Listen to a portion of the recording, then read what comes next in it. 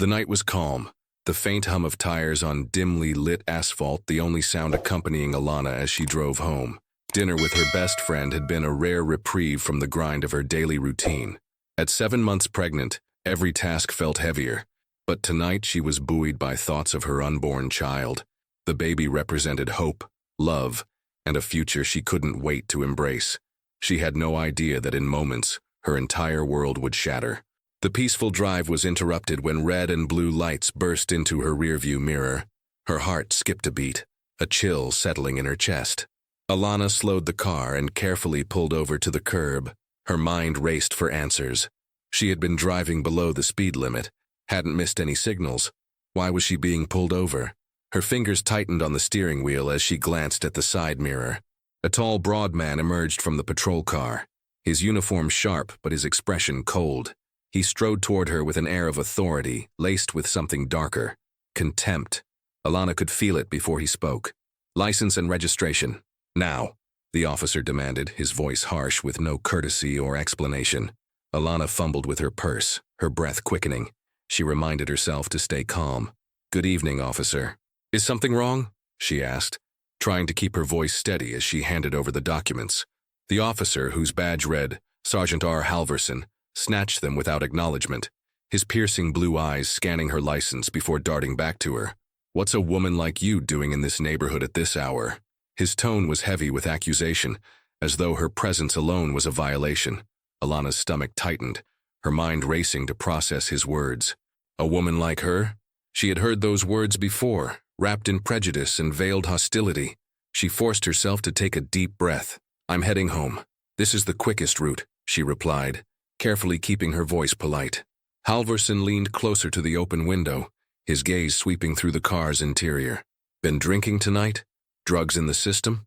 Don't lie to me," he said sharply, his tone laced with suspicion. "I'm pregnant," Alana said, her frustration slipping into her voice. "I don't drink, I don't use drugs, and I don't understand how that's relevant to this stop." Halvorsen let out a dry chuckle, but his smirk carried no humor. "Pregnant, huh? Convenient excuse. Bet you use that line a lot when you get into trouble." Alana's cheeks flushed, her grip tightening on the steering wheel.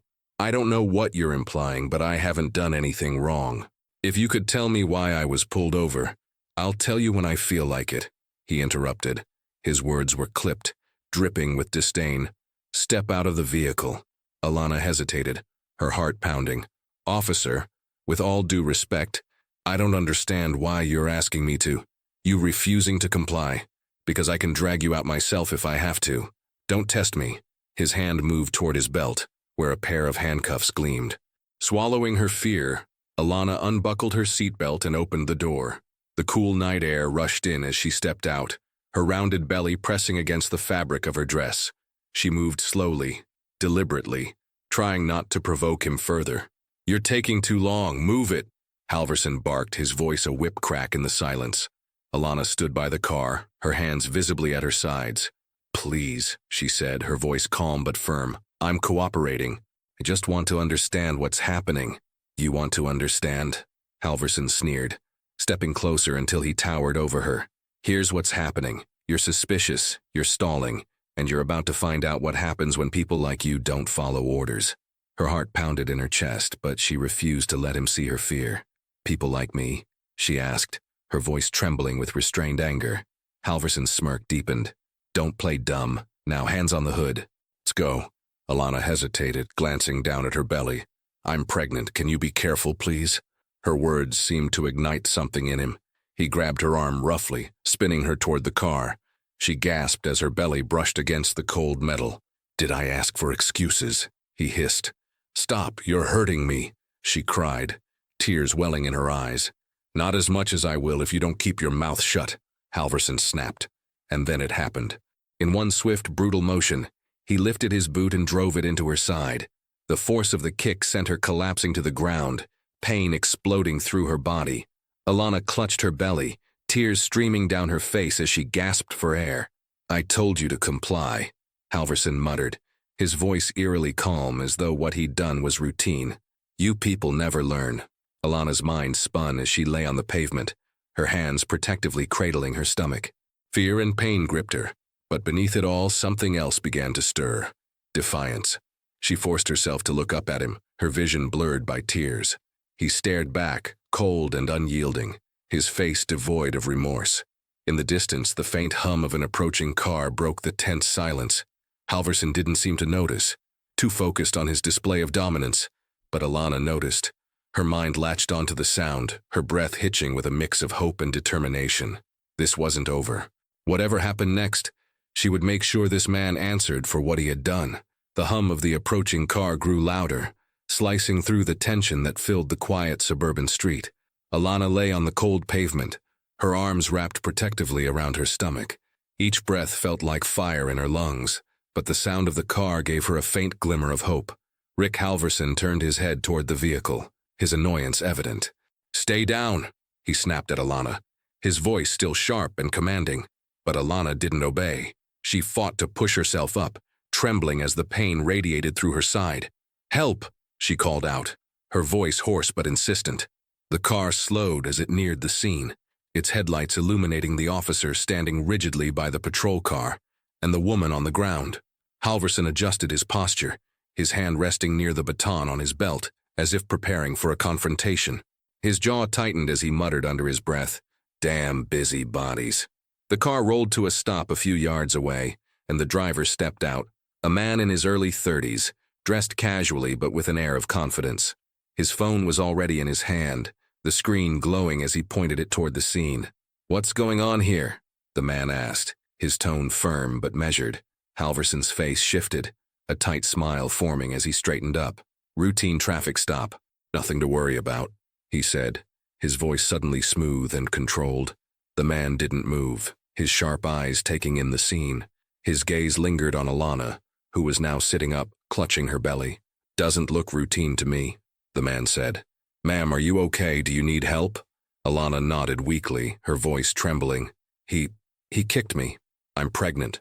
The man's face darkened, his jaw tightening as he turned back to Halvorsen.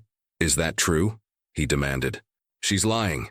Halvorsen shot back, his tone defensive. "She resisted, and I had to take control of the situation. Stay out of it." The man ignored him, taking a step closer to Alana. "Ma'am, can you stand? Let me help you." Halvorsen stepped forward, blocking his path. "I said back off. You don't want to get involved in this." The man stood his ground, his phone still pointed at Halvorsen. "I think I already am. And unless you want this video uploaded right now, I suggest you start explaining why a pregnant woman is on the ground saying you assaulted her." Halvorsen's face hardened, his hand twitching near his belt. "Turn off that damn phone," he growled, his composure slipping. "Not a chance," the man replied. "You lay a hand on me and this video goes live to thousands of people in seconds." The tension between them was palpable, the silence broken only by Alana's ragged breathing. She used the moment to pull herself to her feet, leaning heavily on her car for support. "Help is coming," she whispered to herself, her gaze locked on the man with the phone. He had become her lifeline. In the distance, the faint wail of sirens grew louder. Halvorsen's head snapped toward the sound, his eyes narrowing. "Damn it," he muttered under his breath, stepping back from the man. Moments later, a second patrol car pulled up, its lights flashing. Two officers stepped out, their expressions unreadable as they approached. Halvorsen's demeanor shifted again, his voice suddenly calm and authoritative. "Glad you're here," he said, gesturing toward Alana. "This woman was resisting during a traffic stop. Things got a little heated." Alana's voice cut through the night, sharp and filled with anger. "He kicked me. I'm pregnant, and he kicked me." The new officers exchanged glances, their expressions darkening as they turned to Halvorsen. "Is that true?" one of them asked. "She's making it up," Halvorsen replied, his voice tight. "Check her for anything illegal and you'll see why she's trying to play the victim." The man with the phone stepped forward. "I have everything on video," he said firmly. "From the moment I arrived, she was on the ground, saying she was kicked. She didn't resist. This guy's lying." One of the officers turned to the man. "Let's see the video." Halvorsen's face blanched as the man played the recording. The footage was damning. Halvorsen looming over Alana, her cries of pain, his cold dismissal of her protests. The new officers exchanged a look before turning back to Halvorsen. "We'll need to take statements from everyone," one of them said. "Halvorsen, step over there." Halvorsen hesitated, his jaw clenched tightly.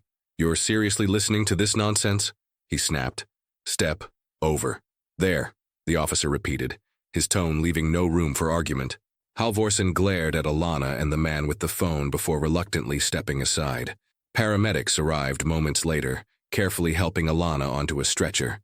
She winced as they checked her vitals, her hand never leaving her stomach. "We'll take you to the hospital, ma'am," one of them said gently.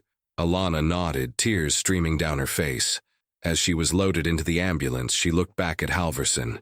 His expression was a mixture of anger and fear. His arrogance cracked for the first time. This wasn't over, Alana thought, gripping the edge of the stretcher. Not even close. The hospital was a flurry of noise and motion as Alana was wheeled into the emergency room. The bright lights and sterile smell did little to calm her nerves. Her hands rested protectively over her stomach as she answered the nurse's questions in a shaky voice. "Do you feel the baby moving?" the nurse asked, her tone gentle but urgent. Alana nodded weakly. "Yes, but it hurts. My side, my ribs." "We'll run a full exam," the nurse assured her, motioning for the doctor. "You're in good hands." As Alana lay there, her mind raced. The trauma of the attack replayed in her head. Every word, every motion etched into her memory. But alongside the fear and pain was an emerging clarity. This couldn't be ignored. Rick Halvorsen needed to face consequences, not just for her but for anyone else he might target.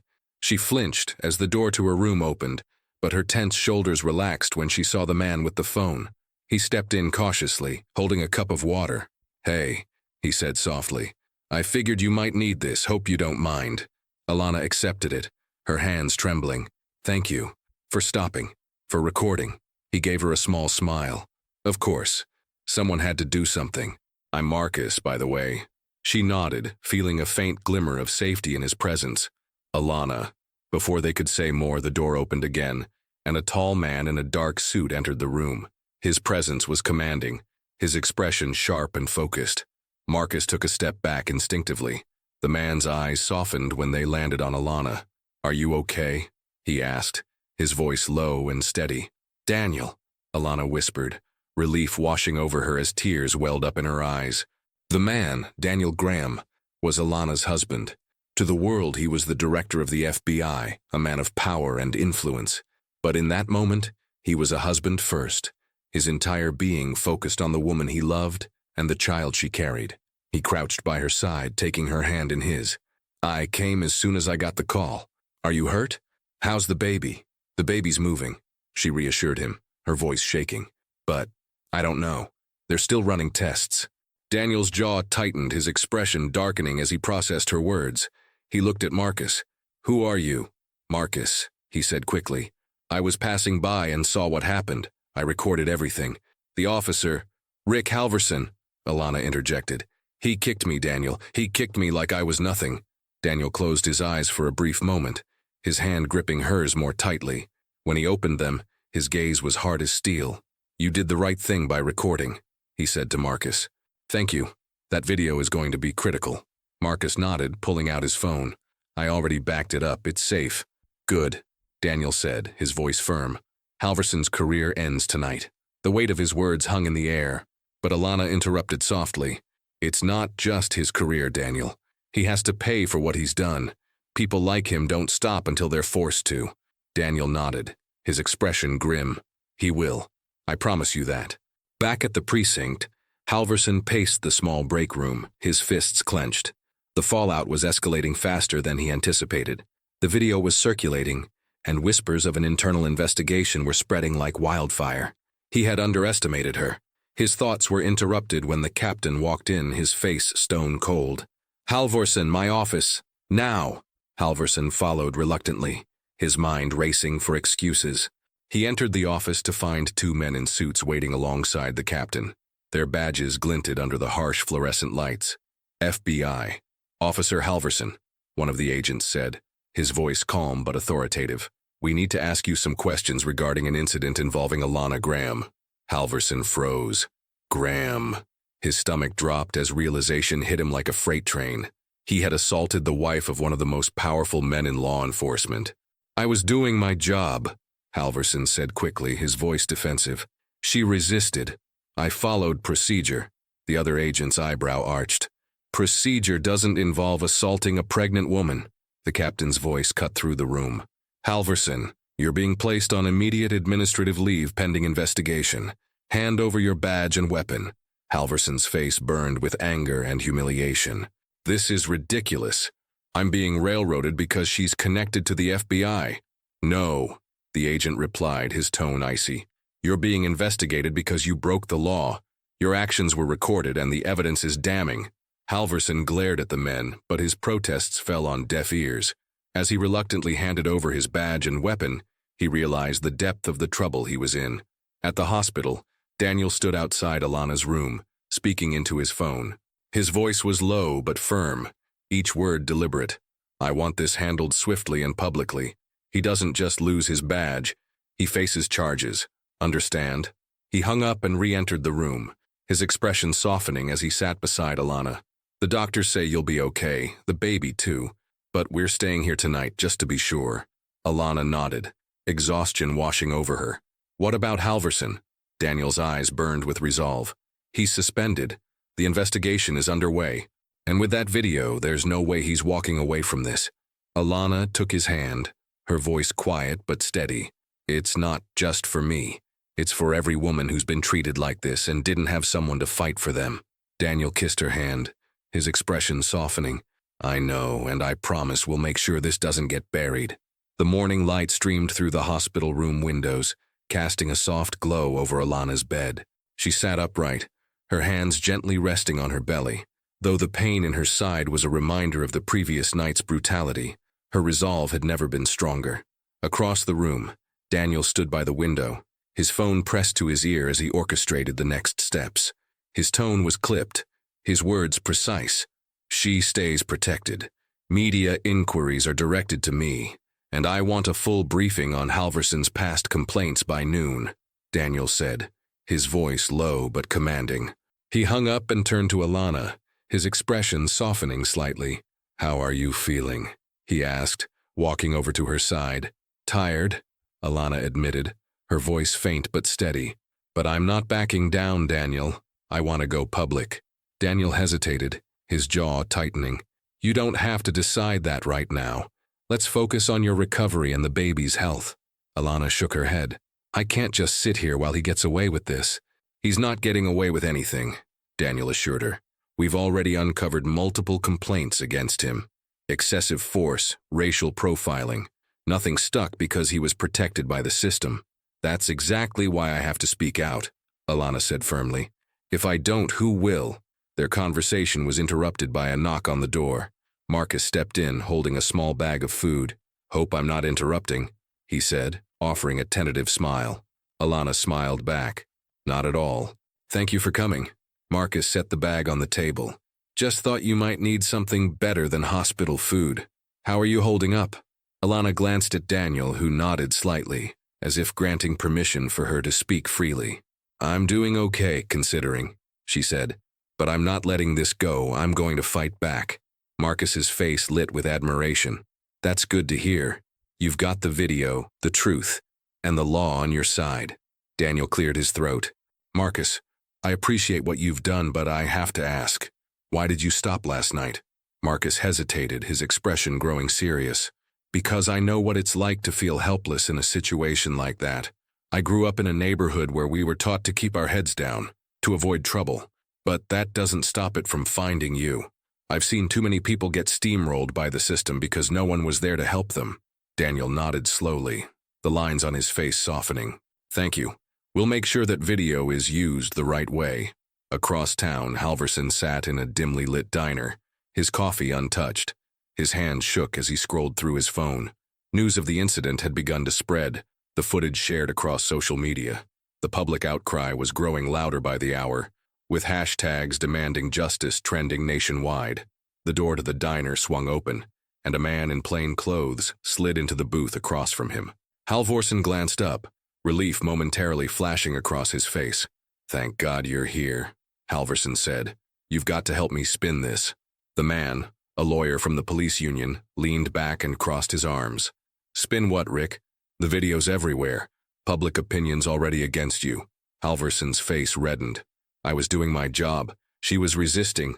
Cut the crap, the lawyer snapped. That video shows you kicking a pregnant woman. Doesn't matter what you say, no one's buying it. Halvorsen leaned forward, his voice lowering. Then we discredit her. Find something. Anything. The lawyer shook his head. Not this time. She's not just anybody. She's married to the FBI director. You've made enemies you can't afford. Halvorsen's hands clenched into fists. So what?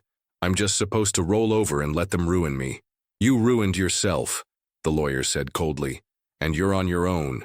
Halvorsen watched helplessly as the lawyer stood and walked away, leaving him alone with the weight of his actions and the impending consequences. Back at the hospital, a call from Alana's doctor brought good news. Both she and the baby were stable, though she was advised to rest for the next few weeks.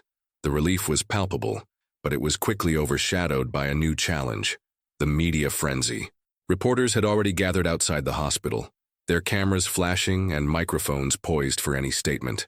Inside, Daniel worked tirelessly to manage the situation, balancing Alana's need for privacy with her determination to go public. I'm holding a press conference, Alana said, her voice resolute. Daniel frowned. It's too soon. The investigation is still ongoing. That's why I need to speak now, Alana countered. This isn't just about me. It's about every person who's been silenced, every woman who's been dismissed. If I stay quiet, I'm letting them win. Daniel sighed, running a hand through his hair. If this is what you want, I'll support you. But you need to be prepared for the backlash. Halvorsen's defenders won't go down quietly. Alana nodded. I'm ready. Let them come. That afternoon, Alana stood in front of a podium, cameras flashing as she faced the press. Daniel stood behind her, his presence a silent show of strength. Marcus stood to the side, his phone still recording. My name is Alana Graham, she began, her voice steady despite the emotions swirling inside her. Last night, I was assaulted by a police officer during a routine traffic stop. I'm 7 months pregnant. He kicked me to the ground and left me in pain, both physically and emotionally. She paused, her eyes scanning the crowd. But I'm not here as a victim. I'm here to fight back. Not just for myself, but for everyone who's been mistreated and ignored. This is about accountability, justice, and change. The room erupted in applause, the noise echoing in her ears as she stepped back from the microphone. This was only the beginning, but Alana knew she wouldn't be fighting alone. As the applause from the press conference faded, Alana returned to the hospital room, exhausted, but emboldened. The outpouring of support from the public was immediate. Social media erupted with hashtags demanding justice. Civil rights groups issued statements of solidarity, and news outlets replayed her speech alongside the damning footage of Halvorsen's actions. Daniel sat beside her, scrolling through his phone. This is bigger than I expected, he said, showing her a post from a prominent activist group calling for nationwide protests against police brutality. Alana nodded, her gaze distant. It's not just about me. This is years, decades of anger boiling over. But there's still a long way to go. The knock on the door broke the moment. Marcus stepped in, his usual calm demeanor replaced by urgency. We've got a problem, he said, holding up his phone. Daniel took it, his brows furrowing as he watched the video on the screen. It wasn't the original footage of Halvorsen's assault. It was a new clip, heavily edited, spliced together to make it appear as though Alana had been combative and aggressive during the traffic stop. They're trying to flip the narrative, Marcus said. This video's fake, but it's already spreading. Daniel's expression darkened. Halvorsen's people, he muttered. They're desperate. Alana took the phone, her stomach tightening as she watched the distorted version of events. They're painting me as the aggressor, she said, her voice shaking. Not just you, Marcus added. They're attacking your character, digging into your past, trying to find anything they can use to discredit you. Daniel stood, his posture rigid with anger. We're not letting them get away with this. I'll have a team trace the source of this video and shut it down. No, Alana said firmly, placing a hand on his arm. That's not enough. We need to fight this publicly. If they want to play dirty, we show them that the truth is on our side. Meanwhile, Halvorsen sat in his apartment, staring at his laptop screen. The doctored video had given him a fleeting sense of relief. His allies within the police union had assured him that it would buy time, sowing doubt about Alana's account. But as he scrolled through the comments under the video, his confidence wavered. For every person who believed the fake footage, 10 others called it out for what it was. Side-by-side comparisons of the doctored video and the original were already circulating online, exposing the lies. His phone buzzed on the table. It was his lawyer. Halvorsen hesitated before answering. "What's the update?" he asked, trying to mask his unease. The lawyer's tone was grim. "Bad news. The FBI's forensics team traced the video back to one of your union contacts. It's a direct connection to you, Rick. They're building a case for obstruction and tampering." Halvorsen's heart sank. "They can't prove anything," he said weakly. "They don't need to," the lawyer snapped. "The public's already against you. Every move you make digs the hole deeper. My advice? Cut a deal before this gets worse." Halvorsen slammed the phone down, his frustration boiling over. He wasn't going down without a fight. The next day, Alana and Daniel sat across from their legal team in a conference room. Piles of documents and evidence surrounded them. The lead attorney, a sharp-eyed woman named Simone, gestured to the screen where the two videos, authentic and doctored, played side by side. "We have a strong case," Simone said. "The original video, Alana's testimony, and the public support are all on our side. But we can't underestimate how far Halvorsen's supporters will go to defend him." Daniel leaned forward, his voice steady. "We're prepared. Whatever resources you need, you have them."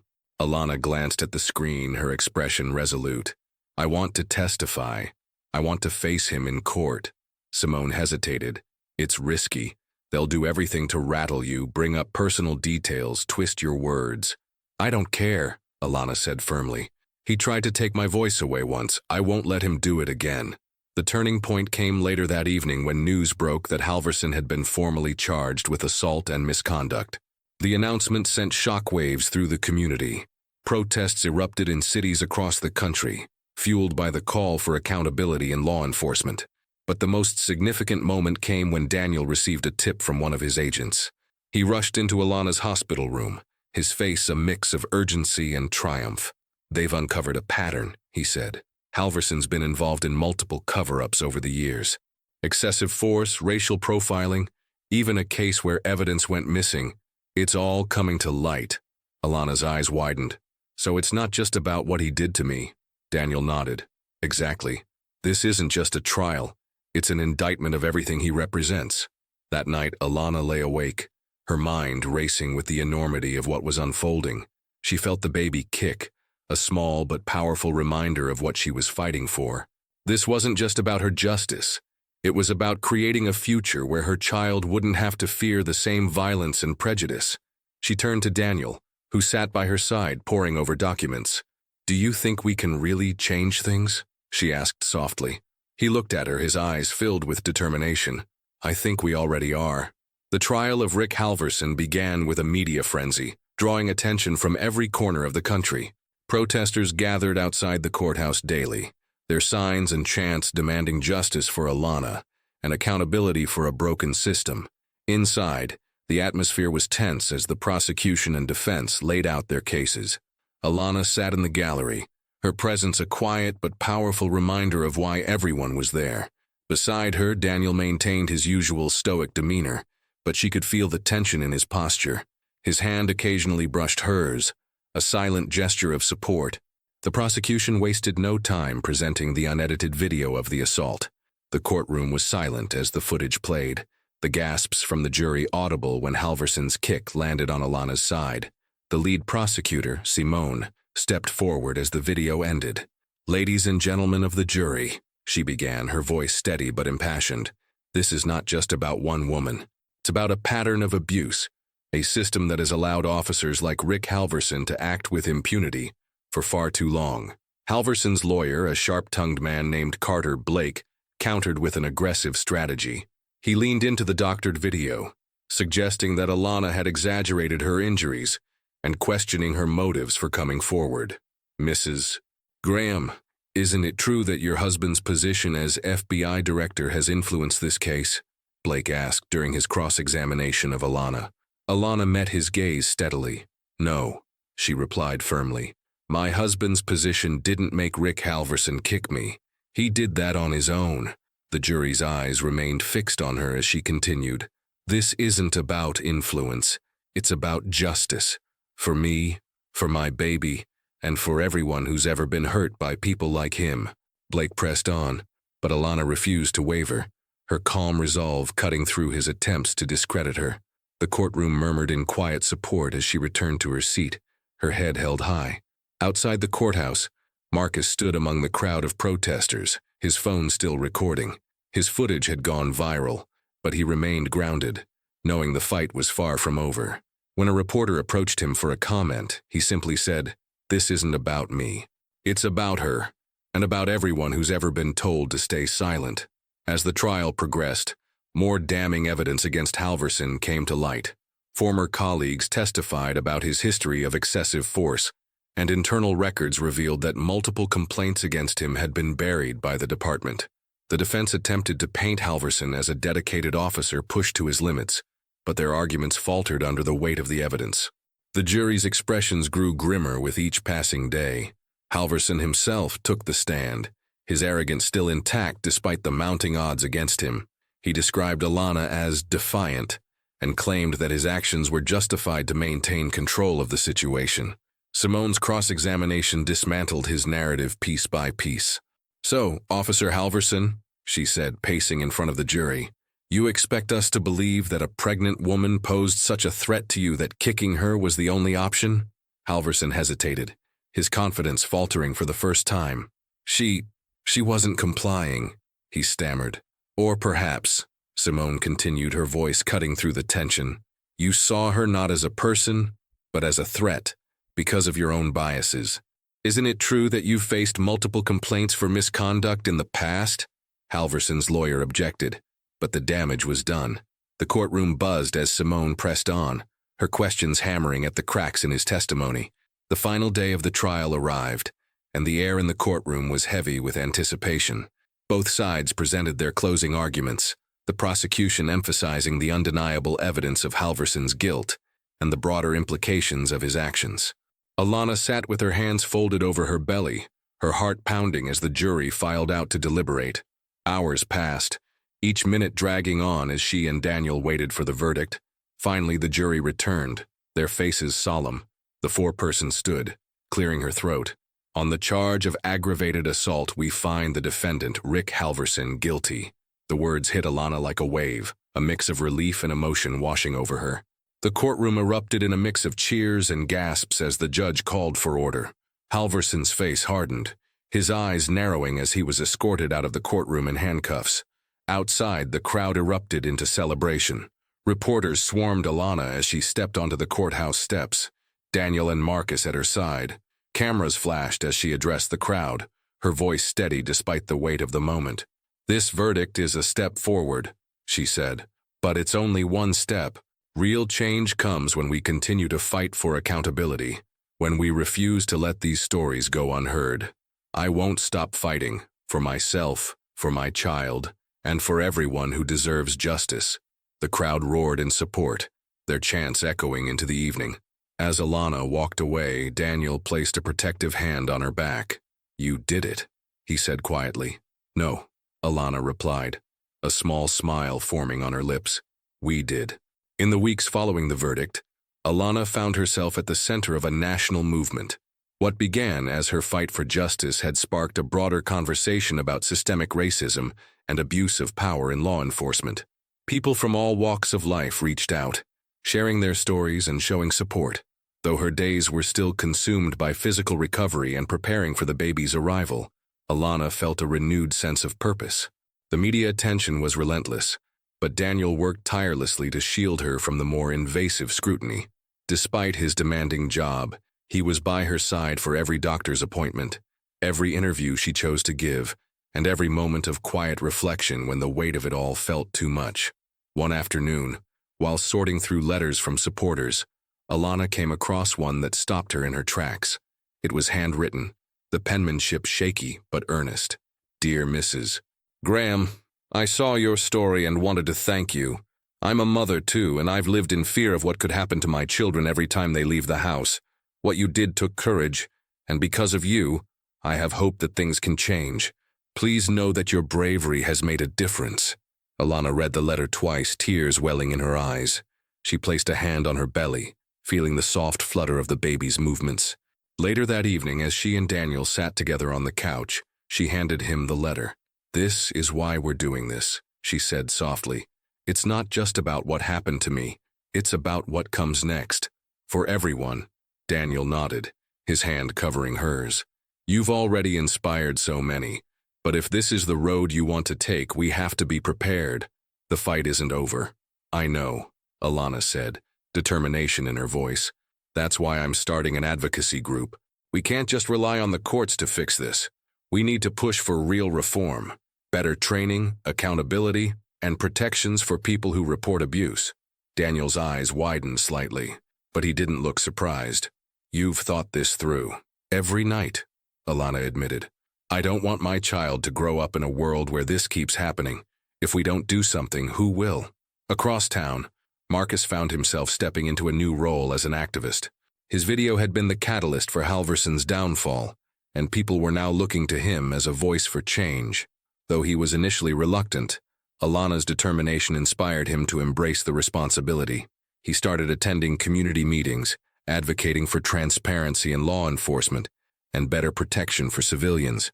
At one such meeting, he stood before a crowd, his voice filled with passion.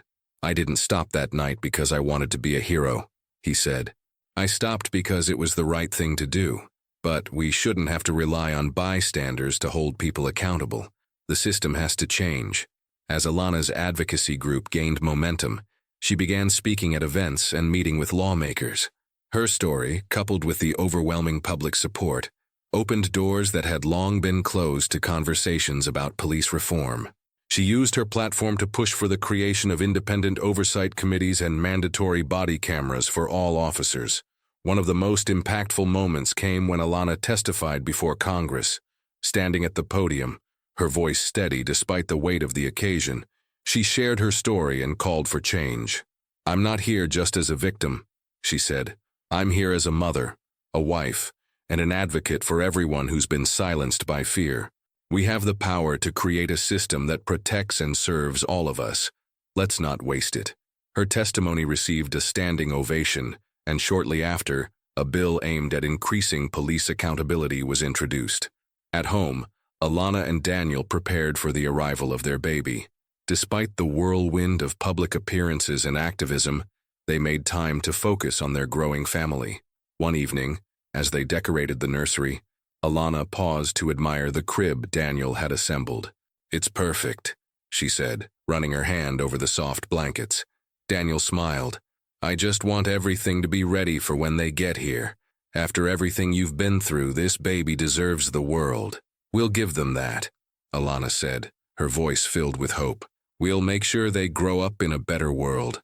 Daniel pulled her into a gentle embrace, resting his hand on her belly. "And we'll do it together."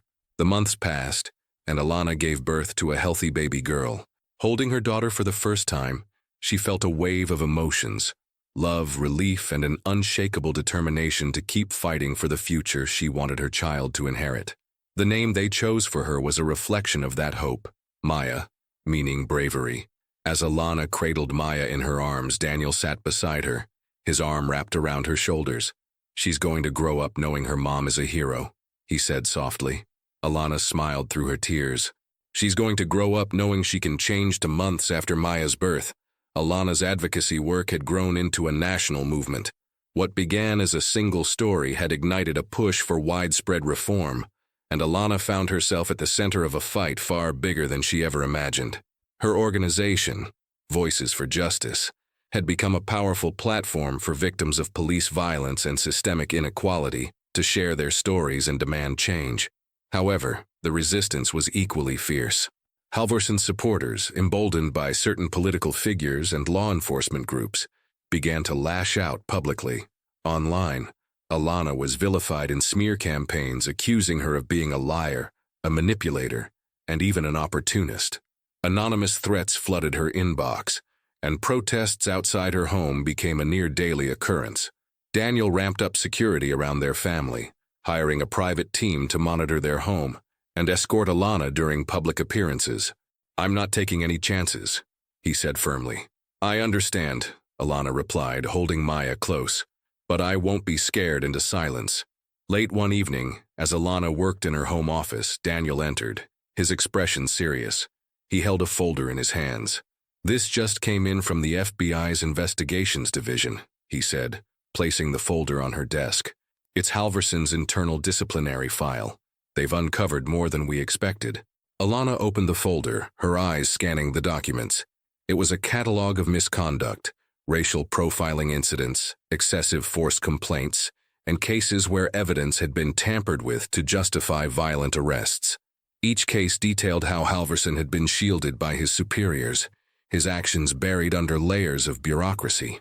This isn't just about him, Alana said, her voice heavy with anger. This is about the entire system that protected him. Daniel nodded. Exactly. If we can connect the dots between his actions and the department's cover-ups, we're not just taking him down, we're exposing a much bigger problem. Alana's mind raced. The evidence was damning, but leveraging it would require careful planning. We need to release this strategically, she said. If we move too quickly, they'll try to discredit it. We need to time it right. Daniel leaned against the desk, his gaze steady. There's one more thing, he said. Halvorsen's legal team has filed a motion to overturn his conviction. They're arguing that the media frenzy made it impossible for him to get a fair trial. Alana's stomach sank. You're kidding. I wish I were, Daniel said. But it's happening, and if they succeed, he could walk free. Alana stood, her determination hardening into resolve. Then we fight harder. We use every piece of evidence we have. If they want to play dirty, we'll show them that the truth is stronger. The following weeks were a whirlwind of activity. Alana's legal team prepared to counter Halvorsen's appeal, while her organization worked to release the internal files, strategically. Protests erupted across the country again, demanding not just justice for Alana, but accountability for the entire system that had protected Halvorsen and others like him. At the same time, Alana and Daniel's security team intercepted a credible threat against their family. A package had been sent to their home containing a note. Back off or you'll regret it.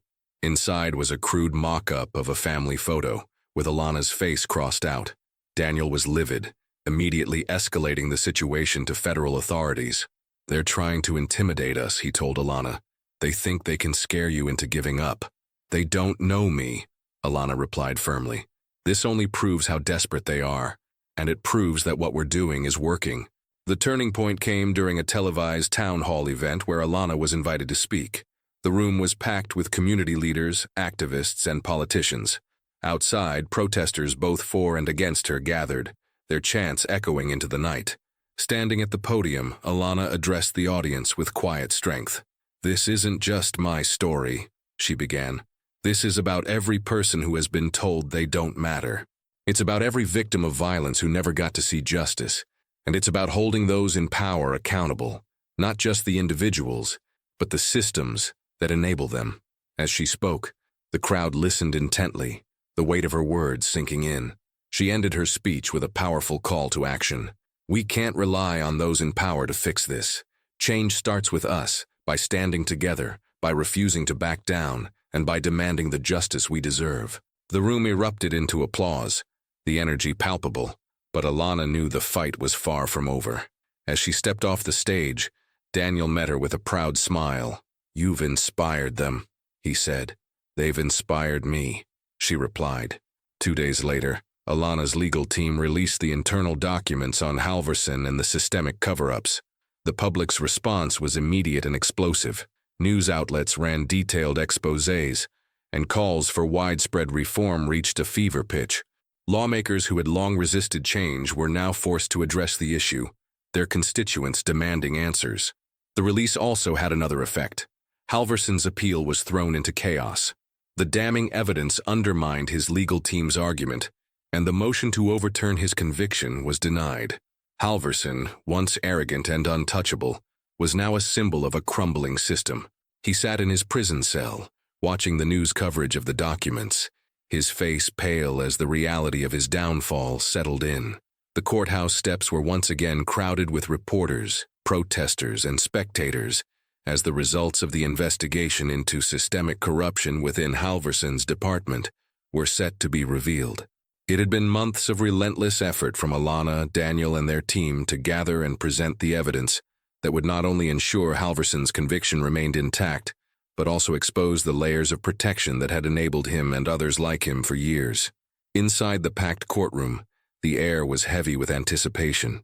Alana sat in the front row, her hands folded over her lap, her posture composed despite the storm brewing inside her. Daniel was beside her, his presence a quiet but powerful reassurance.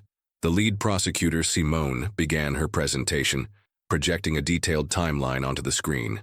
It outlined every complaint filed against Halvorsen, the names of the officers and superiors who had dismissed them, and the evidence of tampered reports. "Ladies and gentlemen," Simone said, her voice carrying across the room, "what we have here is not the story of one officer making mistakes. It's a culture of impunity, a system that values loyalty over accountability and silence over justice." The courtroom was silent as she walked to the jury, her tone steady but passionate. Rick Halvorsen was not an outlier. He was a symptom of a larger disease. And today, we have the opportunity to do more than convict one man. We have the opportunity to begin dismantling the system that allowed him to thrive. Simone introduced witness after witness, including former officers who had come forward after the release of the documents. They described a department culture steeped in fear and corruption, where reporting misconduct meant career suicide. Each testimony added weight to the prosecution's case, painting a vivid picture of the institutional rot. The defense scrambled to counter, arguing that Halvorsen's actions were isolated and unrelated to the broader claims of corruption. But their efforts faltered under the weight of the evidence, especially when the prosecution presented a bombshell: audio recordings of senior officers instructing their teams to bury complaints and fabricate justifications for use of force incidents. One recording played in the courtroom, the voice of a commanding officer chillingly clear: "We don't air our dirty laundry. Handle it in-house, or I'll find someone who will."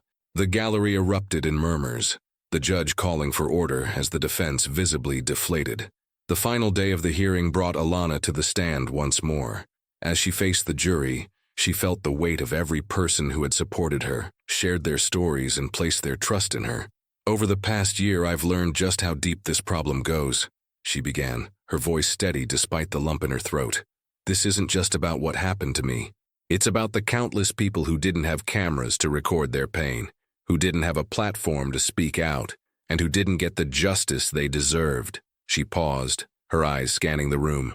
"But we're here now, and we have a chance to do something meaningful, to show the world that no one is above accountability, not officers, not their superiors, and not the system itself. If we let this moment pass, we're telling every victim that their pain doesn't matter." I refuse to let that happen. The room erupted in applause despite the judge's attempts to maintain order. Alana stepped down, her resolve unwavering as she returned to her seat beside Daniel. The jury deliberated for hours, the tension outside the courthouse palpable. Protesters chanted, reporters speculated, and the world watched.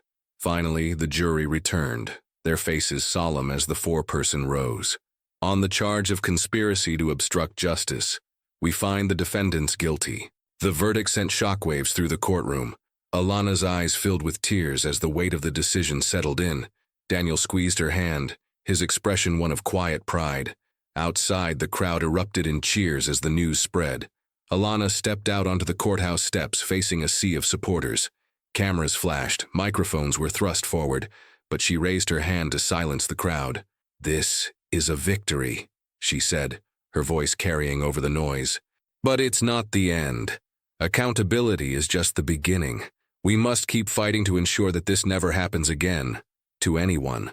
The crowd roared in agreement, their chants echoing into the evening. That night, as Alana sat in Maya's nursery, she reflected on everything that had led to this moment.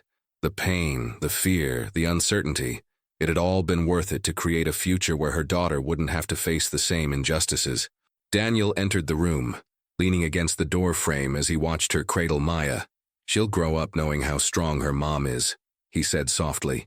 Alana smiled, looking down at her daughter. "She'll grow up in a better world, because we made it better." Weeks after the landmark trial ended, the ripple effects of the verdict were being felt across the country. Police departments in multiple states announced sweeping reforms, including mandatory body cameras, independent review boards, and stricter accountability measures for officers accused of misconduct. The momentum Alana's case had created was undeniable, and while the fight for systemic change was far from over, tangible progress was being made. Alana had become a symbol of resilience and courage, though she often reminded people that her story was not unique. "I was lucky," she said during an interview. "Lucky that someone stopped to help, lucky that the truth was caught on camera. But we shouldn't need luck to have justice." Her organization, Voices for Justice, continued to grow. What had started as a platform for victims to share their stories had evolved into a nationwide network, advocating for legislative change, community education, and support for those affected by police violence. Despite her public role, Alana made it a point to protect her family's privacy. She and Daniel shielded Maya from the spotlight as much as possible, cherishing quiet moments at home away from the cameras and headlines. One evening, as Alana sat on the back porch watching the sunset, Daniel joined her, carrying 2 mugs of tea.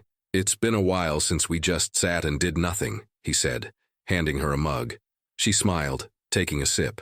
"Feels nice, doesn't it? Like we can breathe for a moment." Daniel nodded, his gaze fixed on the horizon. "You've done so much, Alana, more than most people could even dream of. I hope you know how proud I am of you." Alana reached for his hand, intertwining their fingers. "I couldn't have done any of it without you.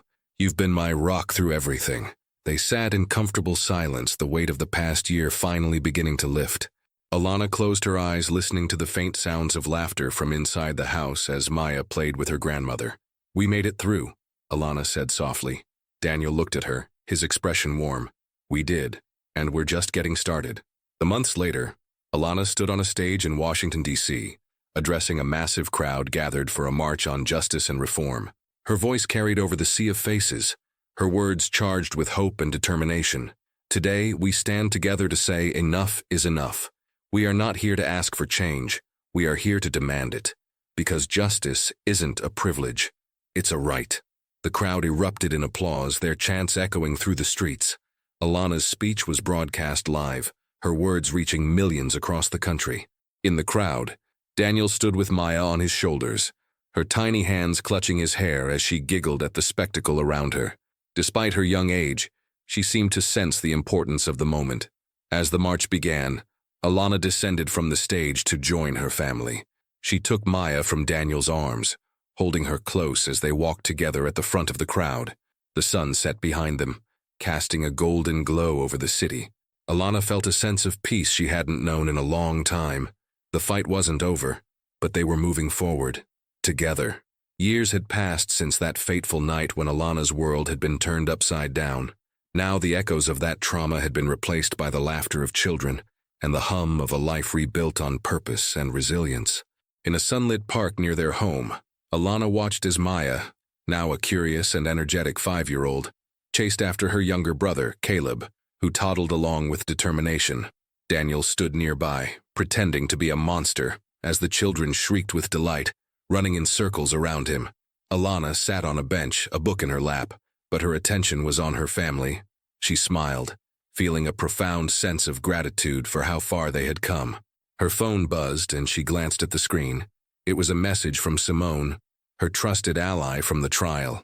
"The reform bill passed the Senate, signed into law today. Congratulations, Alana, you did it." Tears welled in her eyes as she typed a response. "We did it. Thank you for believing in this fight." She slipped the phone back into her bag, letting the weight of the news settle over her. The law, which included measures for greater police accountability and protections for victims of misconduct, was a culmination of years of work and sacrifice. "Mommy, come play," Maya's voice called, breaking Alana's reverie. She stood, laughing as her daughter ran toward her, scooping Maya into her arms. Alana twirled her around, the sound of her laughter filling the air. As Daniel approached with Caleb in tow, Alana reached out to take his hand. Together, they stood in the golden light of the afternoon, a family united by love, strength, and the knowledge that they had made the world a little better for their children and generations to come. Alana's story is not just a tale of personal resilience. It's a call for all of us to take action. The fight for justice and accountability doesn't end with one verdict, one law, or one victory. It's a continuous journey, one that requires each of us to speak out against injustice, stand with those who are marginalized, and demand change from the systems meant to protect us. Ask yourself, how can you make a difference? Whether it's through voting for policies that promote fairness, supporting organizations like Voices for Justice, or simply listening to and amplifying the voices of those who are often silenced, your actions matter. Share this story, have these conversations, and never stop pushing for a world where justice is a right, not a privilege. Together, we can create the change we all deserve.